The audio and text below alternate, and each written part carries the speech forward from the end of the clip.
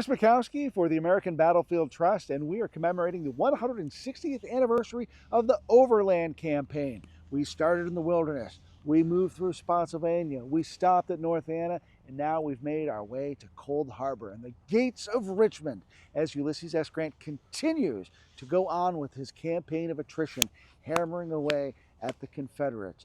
Take a look at those videos. We've had a lot of coverage so far. We've had Chris White, we've had Gary Edelman, we've had Dan Davis, who's going to be coming on in just a few moments. We've had Sarah K. Byerly, and of course, we'll give a shout out to Professor Andy Poulton, who has done some work for us as well behind the camera.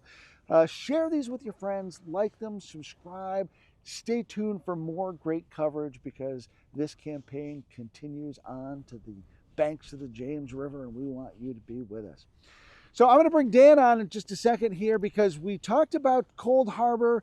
We talked about the North Anna River and Grant pulling out of there after stumbling into a trap. And he's still got to figure out what he's going to do to get to Lee and get that open field battle that he's looking for. And that phase from North Anna to where we're standing here with the old Cold Harbor Tavern site behind me, that stretch of the campaign is often overlooked, but there's a lot of moving parts as both armies try to move, shuffle, use their cavalry in new ways. And to unpack all that, I'm going to ask Dan Davis to come on and get us here to Cold Harbor. Thanks, Chris. Hello there, everyone. And first and foremost, we are standing on land not only that you have preserved, but with the help of our partners, especially Civil War Trails, we have interpreted. We have 3 interpretive signs here near the Cold Harbor intersection. The actual tavern, the Cold Harbor Tavern, would have stood just behind me, perhaps even inching into the road. We're not exactly sure, but it was somewhere in this area directly behind me.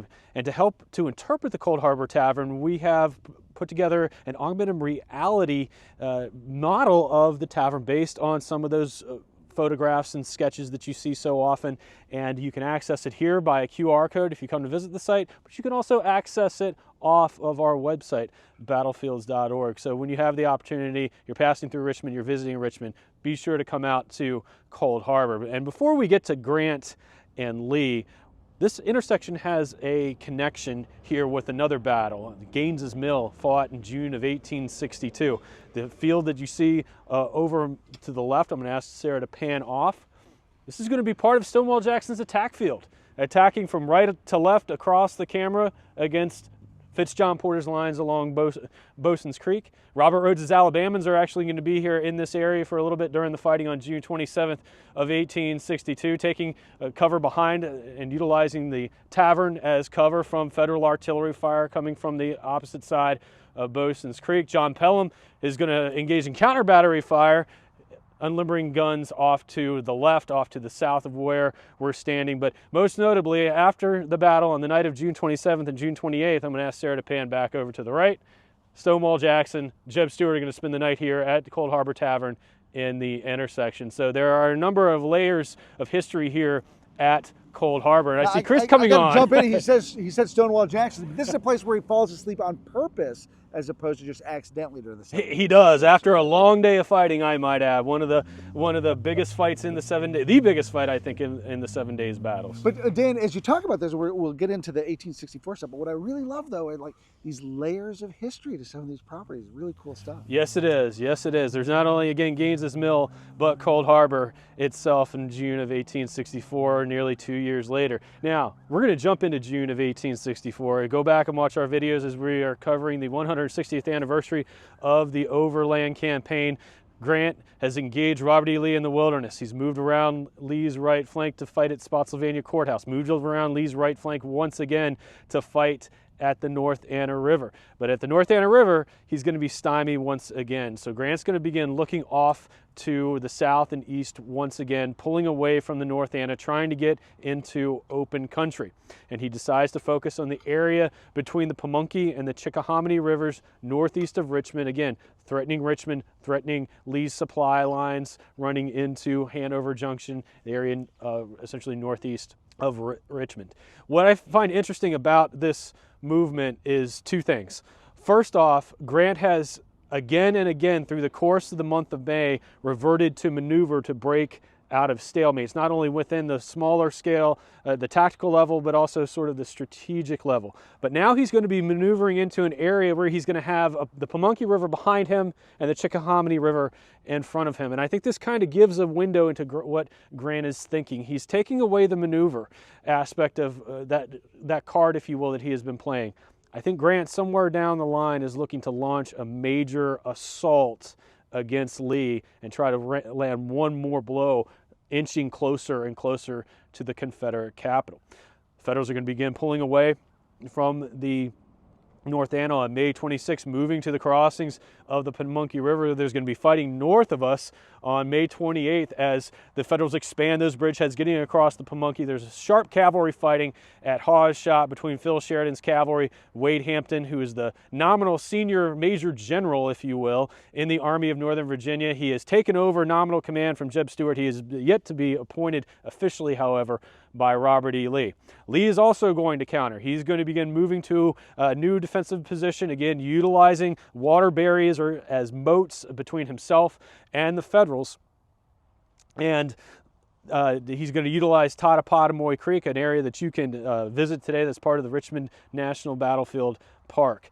And Grant and Meade and Lee are going to engage along Totopotomoy Creek for several more days. There's going to be fighting at Bethesda Church. The last major fight of the Pennsylvania Bucktails is going to take place along the Mechanicsville Turnpike.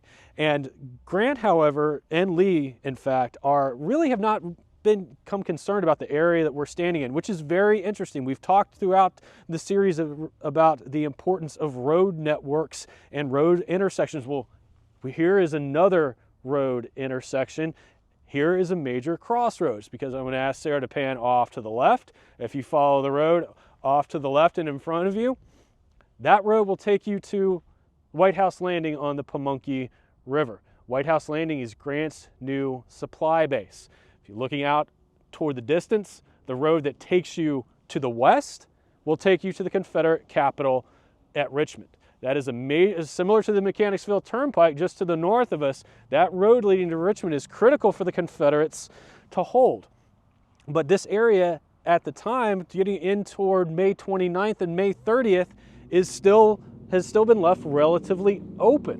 What's also interesting is as Grant has moved away from the North Anna River, he is going to call upon Benjamin Butler's Army of the James, who's operating down south of Richmond along the Bermuda Hundred, to send reinforcements up to join the Army of the Potomac. Those reinforcements are going to be coming via White House Landing, coming right up this road.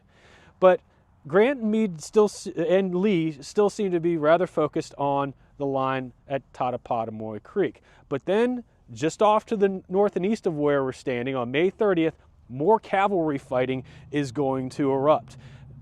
Phil Sheridan and his cavalry, after the fighting at Hawes Shop, has pulled back to the area in the hotel around Old Church. You can find a wonderful image that was taken at the time of Sheridan's horses being picketed outside the hotel in the vicinity of Old Church. So Sheridan on May 30th is going to begin moving down toward this area that we're standing in from Old Church. There's going to be cavalry fighting along Mattadequin Creek. Sheridan's going to push back the Confederate cavalry from Matthew Calvert Butler's division under Martin Gary and John Rutledge. They're going to begin pulling back into this area. But Sheridan has his dander up. He's engaged the Confederate cavalry, and he's going to come back on May 31st to engage the Confederate cavalry, which is holding in this area. Fitz Lee's division. Lee has two brigades with him, William C. Wickham and Lunsford Lomax's brigades. George Custer and his Michigan Wolverines, along with Wesley Merritt and the Reserve Brigade, the U.S. Regulars, the 1st New York Dragoons, the 6th Pennsylvania Cavalry, they're going to begin making their way down from Old Church, engaging the Confederates. I'm going to ask Sarah to pan over to the right. Thomas Devon's brigade is going to be advancing along this road immediately in front of you, just beyond the near trees, the modern Rock Hill Road, converging on this area. Now, as Custer and Merritt are advancing and engaging Lee, they're also going to run into Thomas Clingman's North Carolina infantry. Well, where does the infantry come from? They're coming up in the form of Robert Hoke's division that has been down engaging on the Bermuda Hundred with PGT Beauregard's force against Benjamin Butler. Lee has received intelligence that that Butler has detached troops to come and join up with the Army of the Potomac. So Lee asked for reinforcements from Beauregard. Beauregard's going to send Hoke's division, and those cavalrymen under Merritt and Custer are going to engage Clingman's North Carolina infantry. Ultimately, Sheridan is going to come up and take this intersection. Fitz-Lee is going to withdraw. The rest of Hoke's men are going to withdraw off toward the west, about a mile away from where we are standing. Now, again, this is a critical intersection. The road off to the left runs to Grant's supply base and those reinforcements coming up from the Army of the James. This road here, which is now blocked by Lee and Hoke, runs to Richmond. That evening, Phil Sheridan, interestingly enough, he's a cavalryman, he's an intelligence officer, he should know where he is. He doesn't know exactly where he is. He writes that he feels isolated out in this position, and he decides that he's going to pull back to his old position closer to Old Church. And he sends word back to Grant and Meade telling him that I've captured Cold Harbor, but now I'm pulling out. Grant and Meade send a courier back saying, no, go back. You have to hold Cold Harbor, because Grant and Meade have finally recognized the importance of this intersection. And to reinforce Sheridan, they're going to pull Horatio Wright's 6th Corps all the way up from above Totopotomoy Creek on the far right flank of the Union Army and bring them down here to reinforce the cavalry. So Sheridan's going to return later that night. The men are going to creep back into the barricades, the breastworks that have been built by Lee's horsemen. At the same time, Lee has been apprised of the fighting down here, and he's going to begin filtering Richard Anderson's 1st Corps into this area as well. Now, roughly here on the morning of June 1st, right before dawn, June 1st, 1864, we're going to be standing in a sector occupied by George Custer's Michigan Cavalry Brigade. Wesley Merritt's Reserve Brigade is going to extend the line up toward Beulah Church, where you can also visit, which is part of the Cold Harbor battlefield. Merritt and Custer are going to engage Anderson's Corps coming down to reinforce Hoke and Lee's cavalry. There's going to be sharp fighting out here in the fields in front of us and off to the north. But by the middle of the morning, Merritt and Custer are going to hold this intersection long enough for not only Wright's 6th Corps to begin filtering into this area, but elements from William Baldy Smith's force coming up from the Army of the James. And Grant's going to send along orders to Wright to launch an attack as soon as he can. But it's going to take time for the Federals to get into position. Again, Wright's marching in from Totopotomoy Creek. Baldy Smith and his men are marching in from White House Landing on the Pamunkey River. So it's not going to be until about 6 o'clock in the evening when an attack is actually going to go forward. And as the Union attack's going to go forward from this area, let's walk out a little bit closer to the road, because I'd like to point out some features of the landscape to you. Now, Dan, one of the things I want to ask you as we kind of walk and talk here, I don't think that Sheridan has handled the Federal cavalry especially well during the opening phases of the Overland campaign, but the cavalry is starting to come of age during this part of the campaign. I think that particularly the division commanders perform really well to get the cavalry here. I couldn't agree more on both counts. Sheridan is going to, again, he's an infantry officer. He has commanded cavalry very early on in his career, but only for a brief period. But he's never handled a cavalry corps before. And he wants to utilize the Union cavalry as a strike force. And that's when he comes to blows with George Gordon Meade. He rides off during the Battle of Spotsylvania Courthouse, leaving just a few regiments left for Grant to utilize. It results in the Battle of Yellow Tavern. Jeb Stuart is mortally wounded, dies in Richmond the following day of May 12th of 1864. But you could probably make an argument that despite Jeb Stuart's death and how valuable he was to Lee, Lee has someone in Wade Hampton who's waiting in the wings. Who's a career, not a career officer, but he has experience commanding cavalry at the brigade and at the division level. And Hampton proves just as much of a nemesis as Stuart did. Now, regarding the cavalry divisions, the commander of the 1st Division, Alfred Torbert, has been sick. Wesley Merritt has stepped in. Wesley Merritt, I think, has done a fantastic job. He will later become a division commander again later on during the war. But Sheridan's hammer is going to come in the form of George Custer and his Michigan Cavalry Brigade, the 4 regiments of cavalry from, obviously, Michigan. not so much because he likes Custer at this point, but Custer is unique within the rest of the Cavalry Corps. All 4 of his regiments are armed with Spencer repeating rifles, and they're supported by a battery of artillery. So you have that advantage with the firepower with the Spencer rifles combined with Alexander Pennington's artillery. Custer becomes really the hammer that Sheridan needs within the Corps. And so it's not necessarily Sheridan's handling his men better, but they're handling themselves well. I mean, they get where they need to be on time. They perform well in combat against their Confederate counterparts. So they've really stepped up their game. Absolutely. And despite some of James Wilson's issues in the wilderness that we talked about on one of our earlier videos, Wilson is still coming into his own. He'll get there probably a little slower than some of his colleagues. And you can't leave out David McMurtry Gregg. Gregg performs admirably throughout the campaign and especially at Hawes Shop. Now, I want to talk about another colorful, controversial character since we're talking about federal commanders here. William Baldy Smith. I think it's really important to note that Grant is commanding all armies, an advantage Lee doesn't have. So when he needs reinforcements, he just calls to the Army of the James and brings guys up. So Baldy Smith comes up, former commander of the 6th Corps in the Army of the Potomac. So he's got a history with some of the folks he's going to be operating with. But he fell from grace after Fredericksburg, got sent to the West, where he then earns Grant's respect at Chattanooga, and he kind of regains his position, and Grant brings him out to the east when he comes and does his reassignments. Tell me a little bit about Smith and how he's going to play into all this. Smith is an interesting character. He's a McClellan man through and through, and very loyal to the former commander of the Army of the Potomac, George McClellan. He had not ingratiated himself with Ambrose Burnside, as you mentioned. After Fredericksburg, he's going to be removed. He goes out west, but he comes under Grant's side during the Chattanooga campaign, and he really impresses Grant to the point where Smith is back into a division command and a field command here in the spring of 1864. I think what's interesting about this is that Grant has been trying to, as we've talked about through the course of our videos, he's been trying to change the culture and the attitude within the Army. He wants to make the Army of the Potomac like the Western armies. Hard-hitting, very responsive, take the initiative.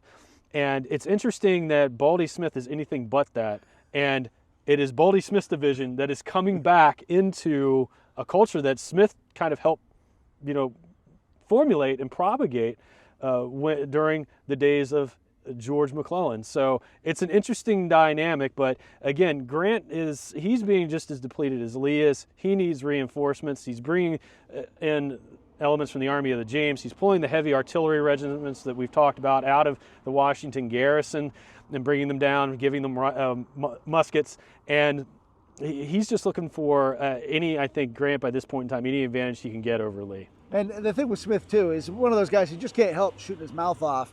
He'll eventually fall from grace with Grant and get on Grant's bad side from shooting his mouth off again too. So even though he finds that redemption from Grant, he will fall from Grant's grace too.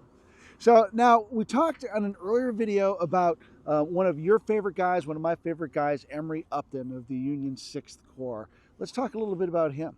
Absolutely. So Emory Upton, going back to watching our videos from Spotsylvania, he's a brigade commander in the Army of the Potomac, led a very famous charge, as William Motter once put it, one of the classic infantry assaults at Spotsylvania Courthouse on May 10th, 1864. He's a New Yorker. He's a West Point graduate. He's also somewhat of a Sheldon Cooper, if you will. He's a very smart individual. He's always the smartest person in the room, and he's always willing to tell you about it. But at the same time, he's somewhat abrasive and I think socially awkward.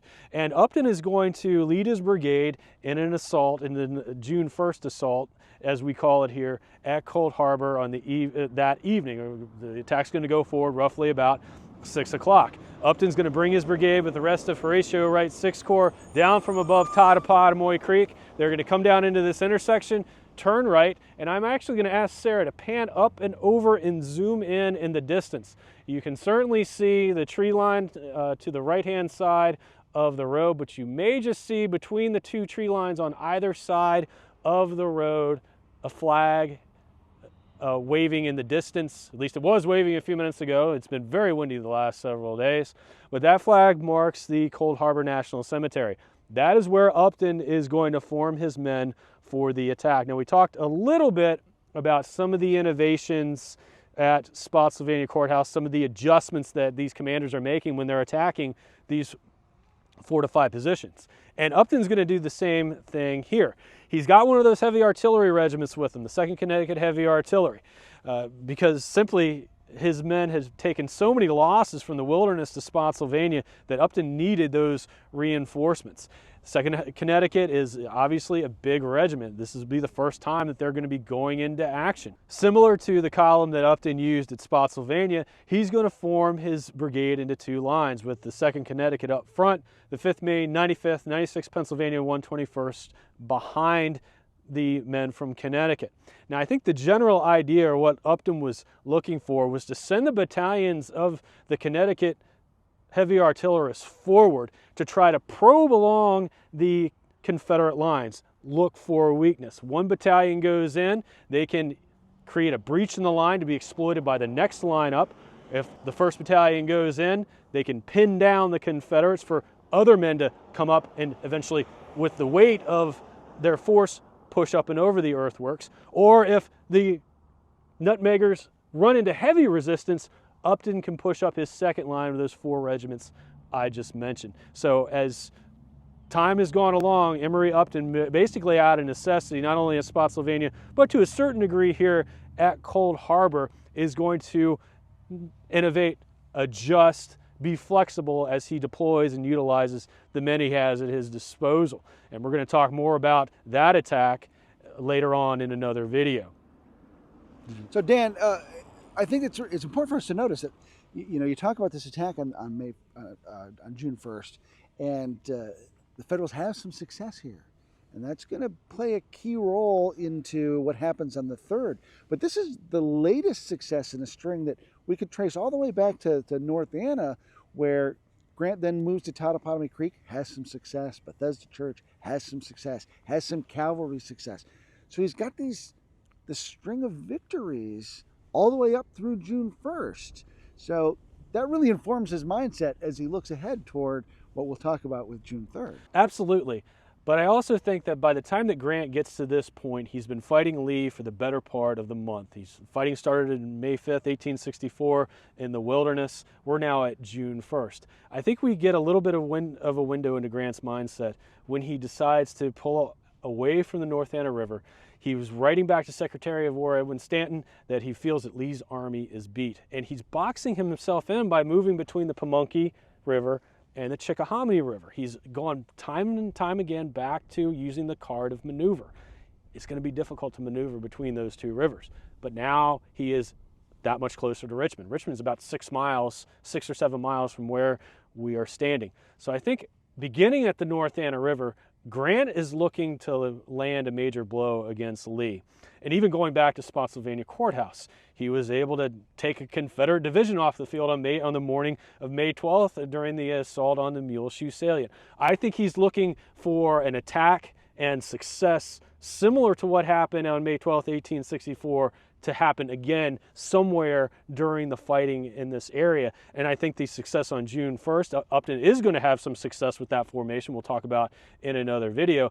But the Federals are going to be able to gain ground here. And I think that plays into Grant's mindset that maybe now is that time to land that blow that I have been hoping to land since the campaign started.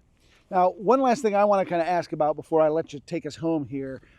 We sort of forgot to just say, what is a cold harbor? Because there's no water here. As we mentioned, we've got rivers around us, but there is a safe harbor, so to speak. Tell us a little bit about that. It's interesting. You talk about a water source. There are the rivers between us. There's a small stream that we're going to visit later on when we actually get over onto the Cold Harbor battlefield proper, now appropriately named Bloody Run. But Cold Harbor comes from a traditional saying that travelers could stay here in the tavern. They could get a warm bed, but a cold meal. Thus, Cold Harbor was offered.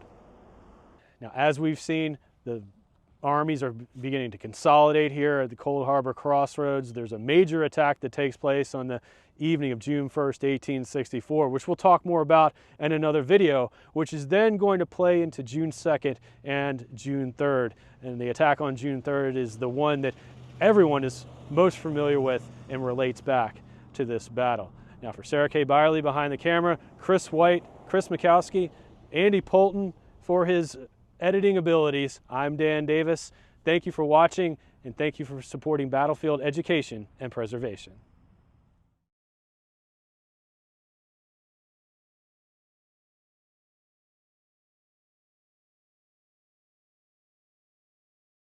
Hello, this is Trace Atkins. To stay up to date on all the latest and coolest videos, please subscribe to the Trust YouTube channel. Preserve, educate, inspire.